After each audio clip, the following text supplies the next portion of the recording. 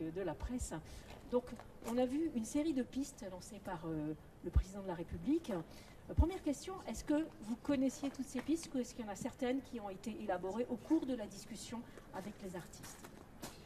Écoutez, bien évidemment, ça fait des jours et des semaines que nous travaillons avec le président, ses équipes, avec le Premier ministre et ses équipes et mes collègues du gouvernement, en lien avec tous les professionnels des secteurs, avec leurs représentants, les organisations professionnelles, les organisations syndicales. Nous sommes donc conscients de la crise terrible que traverse la culture, que traversent les femmes et les hommes qui sont l'âme de la culture et qui ont aujourd'hui des difficultés évidemment à envisager leur avenir, vu l'importance de la crise. Et donc les mesures que je vais rappeler juste après ont bien évidemment été travaillées, identifiées, préparées, et le président de la République a eu l'occasion, dans le cadre de cette rencontre avec un certain nombre d'artistes, d'évoquer ces pistes de réponse à cette crise qui touche encore une fois notre nation, qui touche notre rapport à l'autre, qui touche finalement notre humanité, car les arts et la culture sont une part de ce que nous sommes et une part de notre humanité. Il y a donc des mesures d'urgence qui ont été prises dès le départ, des mesures qui visent à protéger cet écosystème de la crise, des mesures qui étaient des mesures prévues pour la totalité de notre société. Je pense par exemple aux prêts garantis par l'État, je pense à l'accès au chômage partiel, je pense à la création de ce fonds de solidarité pour les indépendants, je pense à ces reports de cotisations sociales et de charges fiscales. Je pense à ce qui a été fait aussi par le ministère de la Culture, ses opérateurs, pour compléter ces dispositions en mettant en œuvre des actions spécifiques pour les artistes-auteurs, pour les intermittents, pour les entreprises, ce tissu entrepreneurial de la culture, et qui ont permis de faire face à cette difficulté en ce moment même. Alors, il y a bien évidemment des compléments qui sont nécessaires pour que personne ne soit laissé sur le bord du chemin. Nous en avons parlé avec Bruno Le Maire, le ministre de l'économie et des finances, avec Muriel Pénicaud, pour ajuster les dispositifs au plus près des problématiques de chaque artiste, de chaque technicien, de chaque acteur de la culture. Et nous avons évoqué avec le président des mesures qu'il a qualifiées plus de résilience ou de résistance. Toutes les mesures dont on va avoir besoin pour accompagner la reprise dans les semaines qui viennent des activités culturelles, des répétitions d'artistes, du spectacle vivant, des ouvertures de salles de cinéma, de commerce culturel. Et je vais y revenir juste après, vous dire quelles sont les mesures qui ont été évoquées avec le président de la République. Et puis ensuite, il y aura le temps de la refondation, le temps de réaffirmer évidemment la force du modèle français de la culture, qui est regardé avec beaucoup, parfois de jalousie, en tout cas avec beaucoup d'ambition par nombreux de nos pays. Nous avons réussi à bâtir en France depuis des décennies un système unique, un système fait de richesses humaines et de structures uniques, de services publics de la culture, d'entrepreneuriat, que le monde entier nous envie. Et donc il nous faut à la fois le réaffirmer, mais en même temps le réinventer. Saisissons quelque part les opportunités de ce temps offert avec cette crise, avec ce moment où nous sommes questionnés sur ce que nous sommes et de ce que nous allons devenir, pour peut-être ensemble, avec les artistes, avec les collectivités territoriales, avec les Français, avec le gouvernement, réinventer un modèle aussi nouveau. Alors concrètement, les mesures qui ont été évoquées ce matin, est-ce que vous pouvez nous les repréciser, que ce soit pour savoir quel lieu de culture pourrait rouvrir, avec quelles conditions? On parle des conditions sanitaires décrites par le rapport Bricaire de distanciation qui semblent très difficiles à appliquer, que les milieux culturels semblent disent très difficiles à appliquer. Quelles seraient peut-être les contreparties à l'intermittence? On a cru comprendre que peut-être les intermittents, on leur demanderait du coup d'intervenir dans les écoles cet été. Est-ce que vous pouvez revenir un petit peu sur ce qui a été présenté? Alors d'abord, vous redire ce qui avait déjà été annoncé par le Premier ministre, mais qui est important à avoir en tête, le calendrier des semaines qui viennent en matière de réouverture de lieux culturels, de commerce culturel. À partir du 11 mai, pourront réouvrir les librairies. Vous savez que c'est très important, il y a une grande attente de nos compatriotes. À partir du 11 mai, les librairies pourront réouvrir. Pourront rouvrir également les disquaires, les bibliothèques, les médiathèques, les galeries d'art et, ça a été dit, un certain nombre de musées et un certain nombre de monuments historiques, à partir du moment où ils respectent les normes de sécurité sanitaire pour préserver la santé de nos compatriotes, les fameux gestes barrières, la fameuse distanciation physique, le fameux port du masque si la distanciation physique ne peut pas être respectée, la fameuse gestion des flux les plus efficaces possibles pour qu'il n'y ait pas de croisement de flux. Plus un certain nombre de spécificités, de normes qui sont édictées par les professionnels dans le cadre de registres spécifiques. En ce qui concerne le spectacle vivant, les lieux de culture, les compagnies pourront commencer à réinvestir les lieux à partir du 11 mai pour les fonctions administratives, pour aussi peut-être répéter, se retrouver, repenser à l'avenir, en respectant bien évidemment les normes de sécurité sanitaire, mais ils pourront réinvestir ces lieux. Et nous nous interrogerons fin mai si oui ou non on peut aller plus loin dans le déconfinement, pour aller plus loin que cette limite de 10 personnes, de rassemblement de 10 personnes qui sera la norme à partir du 11 mai. Et à ce moment-là, en étant inventif, en faisant preuve à la fois de bon sens et de créativité, comme dit le président de la République, trouver des façons de remettre des artistes devant leur public, de repermettre aux artistes de s'exprimer, de nous donner de la joie, du bonheur, nous faire partager des émotions. Et c'est toute cette réflexion-là qui sera menée tout le mois de mai, pour fin mai, pouvoir prendre un certain nombre de décisions. Et bien sûr, ces événements culturels, ces lieux qui éventuellement rouvriront pour permettre de remettre des artistes devant leur public, de rouvrir éventuellement les salles de cinéma, bien évidemment aussi, qui est une grande attente de nos compatriotes, ça devra être aussi discuté avec les maires, avec les préfets et avec les professionnels concernés. Ça, c'est ce qui concerne le calendrier. Et je vous rappelle, bien évidemment, qu'en ce qui concerne les grands rassemblements de plus de 5000 personnes, qui nécessitent une autorisation administrative préfectorale pour se tenir, ne seront toujours pas ouverts avant fin août. Et qu'on ne pourra pas imaginer de rassemblement de ce type avant fin août. Pour accompagner cette rouverture, nous avons un travail qui est conduit par le ministère du Travail, par les organisations syndicales et professionnelles dans toutes les disciplines artistiques pour discipline artistique par discipline artistique définir exactement ce que sont les normes de sécurité sanitaire qui permettront la réouverture ou permettront le retour devant les publics. En ce qui concerne l'intermittence, qui est évidemment une grande attente, ces artistes, ces techniciens du spectacle vivant, de l'audiovisuel, du cinéma, qui sont l'âme de la culture dans notre pays, le ciment qui permet que tout tienne. Ces intermittents sont dans une incertitude très importante. Nous avons sanctuarisé les 3 mois du confinement, début mars à fin mai. C'était une demande urgente, nous l'avons satisfaite, mais nous devons donner des sécurités, des garanties pour l'avenir. Dans le cadre finalement d'un pacte de confiance avec les artistes et les techniciens. Et donc, le président de la République a pris la décision d'acter, ce qui a souvent été évoqué, une année blanche, c'est-à-dire la prorogation des garanties des artistes, techniciens du spectacle vivant, de l'audiovisuel et du cinéma qui sont dans l'intermittence jusqu'à fin août 2021. C'est une décision très forte, c'est un pacte de confiance parce que nous sommes convaincus que, fort de cette sécurité, ces artistes, ces techniciens vont, dans la limite de ce qui sera possible du fait de la sécurité, des normes de sécurité sanitaire et de l'évolution de l'épidémie,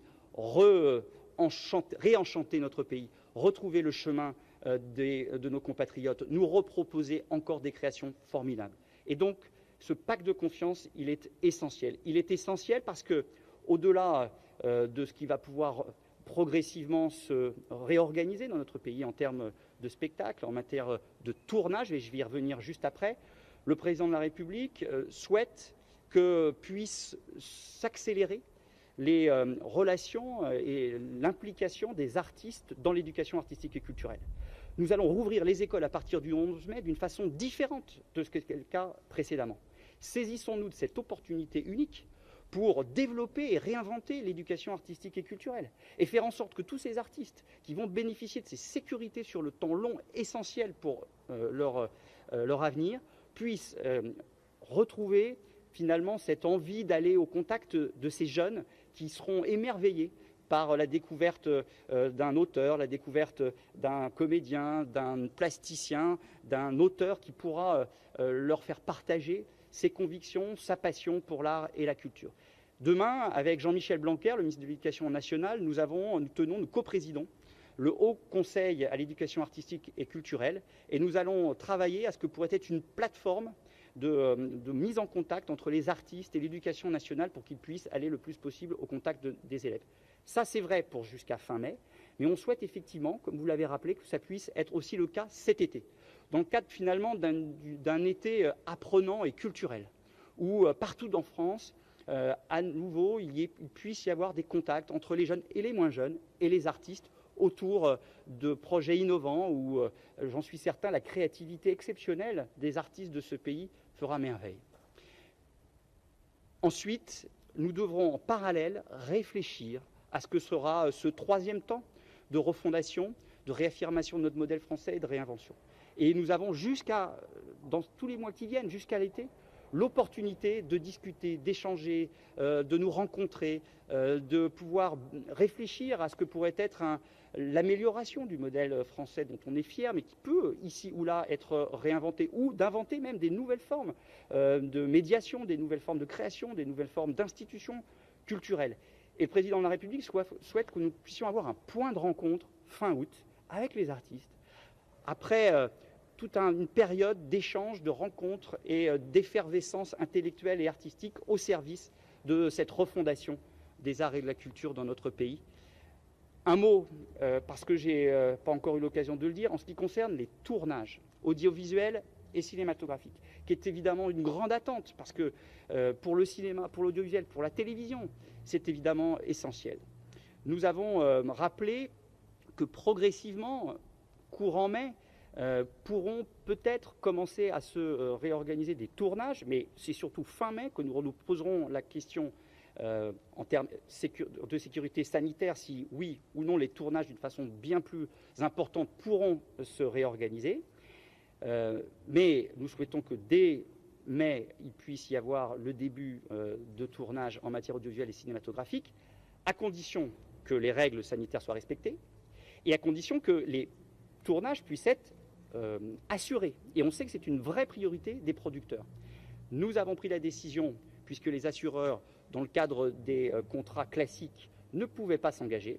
Nous avons fait le choix fort de créer un fonds d'indemnisation pour garantir les tournages, d'indemnisation publique. L'État sera au rendez-vous financièrement, avec des moyens lourds pour garantir ces tournages, mais des moyens lourds qui sont en train d'être finalisés avec le CNC, qui est une des administrations centrales du ministère de la Culture, qui sera, nous le souhaitons, abondé par les régions et aussi cofinancé par les assureurs, pourquoi pas les banques, et pourquoi pas toutes celles et ceux qui sont dans le secteur privé impliqués dans ce secteur du cinéma et de l'audiovisuel.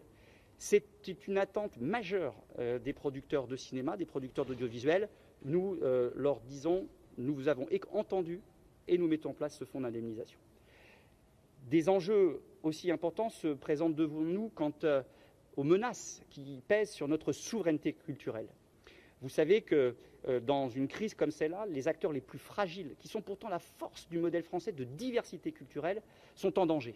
Et donc nous devons bâtir des dispositifs pour les protéger. C'est bien évidemment ce qui était au cœur de la loi audiovisuelle que j'avais commencé à présenter au Parlement, rappelez-vous, avant la crise sanitaire, c'est de transposer, avant la fin de l'année, la directive SMA et la directive droit d'auteur. Ce qui permettra, dès le 1er janvier 2021, que les plateformes, ces acteurs du numérique qui ont profité énormément de la crise, qui ont offert un service attendu par nos compatriotes, mais que ces grandes plateformes internationales investissent dans la production française d'audiovisuel et de cinéma dès le 1er janvier 2021. Troisièmement, nous souhaitons que soient protégés les actifs et les entreprises de la diversité française. Ça veut dire les catalogues de films, les catalogues de séries, ça veut dire des entreprises qui sont des petits joyaux et qui sont menacés. Donc nous travaillons avec Bruno Le Maire pour faire en sorte que ces secteurs stratégiques qui doivent être protégés des éventuelles acquisitions d'acteurs hors européens puissent être protégés. et j'aurai l'occasion avec Bruno Le Maire de vous en reparler. Je voudrais vous dire aussi, parce que c'est un secteur qui a été beaucoup évoqué également, c'est le secteur de la musique. Le secteur de la musique, que ce soit le spectacle vivant, la musique enregistrée, l'édition, les auteurs qui sont les compositeurs, les artistes-interprètes sont touchés de plein fouet par cette crise. Nous avons donc pris la décision de doter le Centre national de la musique, qui vient d'être créé au 1er janvier 2001, cette maison commune de la musique, de moyens lourds, 50 millions d'euros, pour faire en sorte qu'il puisse non seulement se réarmer par rapport aux aides qu'il a déjà fournies, mais aussi bâtir des plans d'accompagnement très importants pour les acteurs de la musique.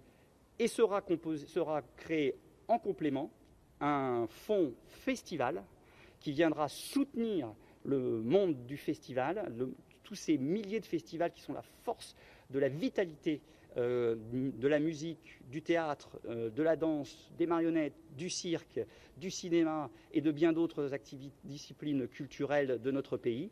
Et là aussi, en lien avec les collectivités territoriales et notamment avec les régions. Et on souhaite que ces collectivités abondent ce fonds festival. Est-ce que vous êtes... on parle toujours de fin août pour le redémarrage même des salles, des festivals. Est-ce que personnellement, vous prendriez un billet pour début septembre? Vous pensez que vous êtes confiant sur le retour des Français dans les salles, dans les festivals? Il ne faut pas se mentir, ça va prendre du temps, ça va être compliqué, il va falloir réinventer des formes de spectacles, il va falloir réinventer des organisations de spectacles, à la fois dans l'accueil du public, mais aussi dans l'expression artistique. Mais la volonté, je le vois bien, des artistes, de tous celles et ceux qui travaillent dans ces filières culturelles, est de retrouver le chemin du public.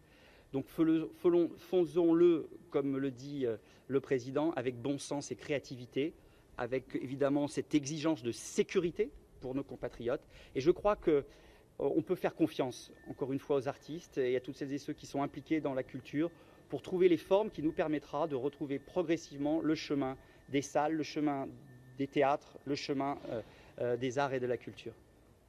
Merci beaucoup. Il a juste parlé de l'avalanche de normes. Peut-être c'était une allusion à toutes ces normes du rapport Bricker qui prévoit un siège sur 2, sur 3, enfin des choses qui semblent inapplicables.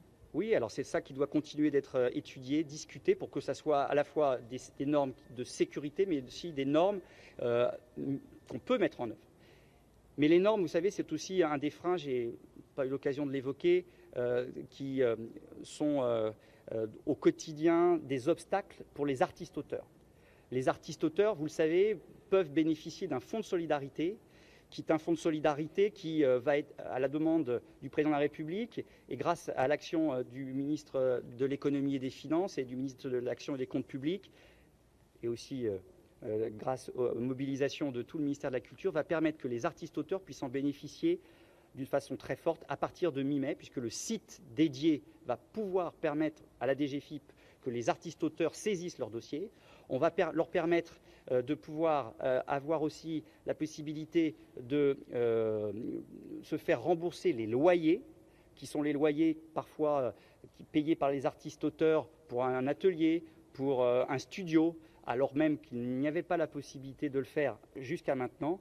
Et donc ce fonds de solidarité très important qui a déjà permis pour le monde de la culture d'avoir 80 millions d'euros d'aide à fin avril, de pouvoir être accessible pour les artistes-auteurs. Et le président de la République, parce qu'il est convaincu de l'importance des artistes-auteurs pour la création de notre pays, a pris la décision aussi d'exonérer de cotisations sociales pendant 4 mois les artistes-auteurs. Et il nous a demandé d'accélérer la mise en œuvre du plan que j'ai annoncé suite au rapport Racine pour simplifier la vie des artistes-auteurs. Et je rappelle bien évidemment la mesure forte qui a été annoncée par le président, qu'il souhaite un grand plan de commande publique pour les artistes-auteurs de ce pays, quelles que soient les disciplines artistiques, qui permettent vraiment de non seulement, encore une fois, les protéger économiquement, socialement, mais aussi surtout leur donner la possibilité de créer, de s'exprimer dans leur art, dans leur sensibilité. Et je crois qu'avec ce grand plan de commande publique, on arrivera à retrouver le fil perdu d'une certaine façon de la création. Merci à vous.